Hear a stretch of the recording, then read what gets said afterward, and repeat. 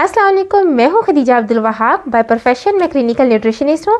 आज की इस वीडियो में मैं बात करने वाली हूं हमारी खुराक में मौजूद चंद ऐसी चीज़ों के बारे में और हमारी कुछ ऐसी मेडिसिन्स के बारे में जिनको हमें एक साथ इस्तेमाल नहीं करना चाहिए। सबसे पहले मैं बात करूंगी कोलेस्ट्रॉल लॉयरिंग मेडिसिन्स की, जो कि कोलेस्ट्रॉल को कम करने के लिए इस्तेमाल की जाती हैं। इनके साथ आपको ग्रेप फ्रूट और ग्रेप फ्रूट के जूस को नहीं लेना चाहिए। उसके बाद हम बात करेंगे एंटीकोगुलेंट और ब्लड थिनर्स के बारे में। ये वो तमाम दवाइयाँ हैं जो खून को पतला करने के लिए इस्तेमाल की जाती हैं। तो इनके साथ हरे पत्ते वाली सब्जियां, विटामिन के वाली खुराक और वो तमाम चीज़ें जिनमें प्रोटीन का कंटेंट बहुत ज़्यादा हो, आपको इस्तेमाल नहीं करना।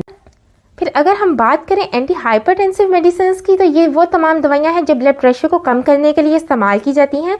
तो आपको इन्हें ज़्यादा नमक और ज़्यादा सोडियम वाली चीज़ों के साथ इस्तेमाल नहीं करना। नेक्स्ट बात कर लेते हैं एंटीबायोटिक्स की। तो वो तमाम दवाइयाँ जो कभी भी आपको बैक्टीरियल या वायरल इन्फेक्शन होता है तो दी जाती हैं, यानी नज़ला, ज़ुकाम या फूड पॉइजनिंग की सूरत में आपको एंटीबायोटिक ही दी जाती है।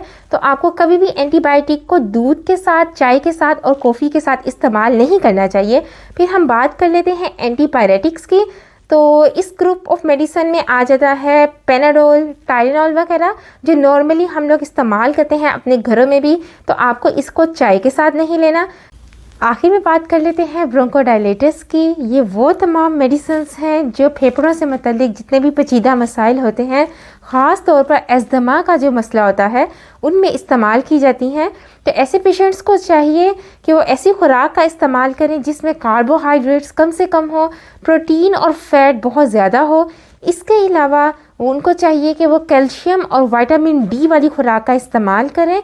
अगर उनको अंडे और दूध से एलर्जी नहीं है तो वो अंडा और दूध लाजमी इस्तेमाल करें।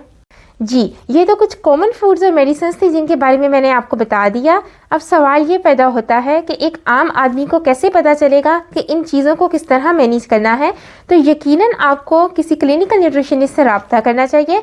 अगर आप मुझसे किसी किस्म की कंसल्टेशन चाहते हैं तो आप इस दिए गए व्हाट्सएप नंबर पर मुझसे रब्ता कर सकते हैं।